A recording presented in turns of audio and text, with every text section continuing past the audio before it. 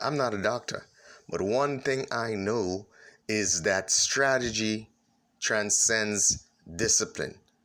A guy who's a farmer can tell or give advice to a guy who's a doctor.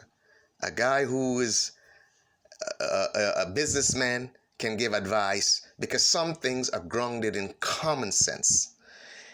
And I got to tell you, I don't understand, but to me, this doesn't make sense. Everybody's talking about ventilators, ventilators, we need ventilators, ventilators. But I don't think it makes sense for you to put a compromised lungs, right? Compromised by particular symptoms, right? And for you to put that compromised lungs on a ventilator that's going to push air and pull air out of it violently, right? To even compromise it even more. That doesn't make sense. To put that lung on an extended time of a ventilator. Doesn't make sense at all. Why don't you try for a very short time to put the ventilator on that lungs and treat the symptoms that's causing the lung to be compromised, which is inflammation in the alveoli and mucus buildup. Because what happens, based on what these guys are saying and based on the model that they realize, that your body, which is very effective generally at responding to diseases, mounts a fight in the alveoli against these viruses that are trying to screw it up.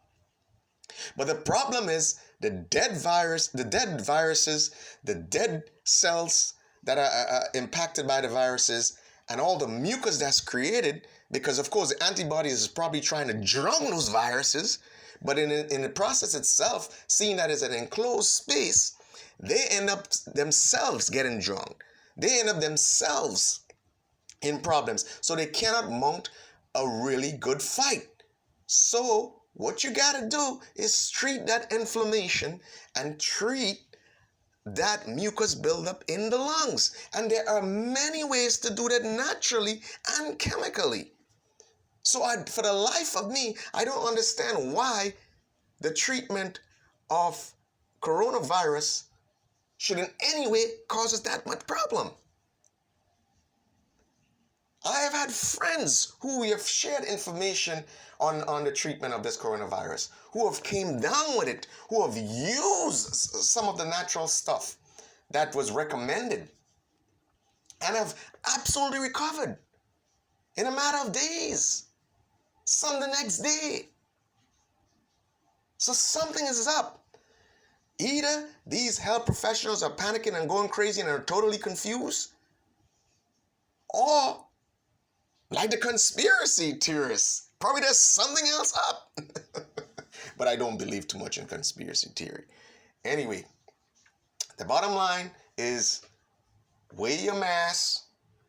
Of course, the social distancing works. We always know that. I mean, as kids growing up, your parents will tell you, "Oh, this guy's across the street is coughing too much. Don't go over there and play with him." Those things are grounded in common sense. Let's continue to do that. And let's hold those who drop the ball on this shit accountable. Okay? So that this never ever happens again.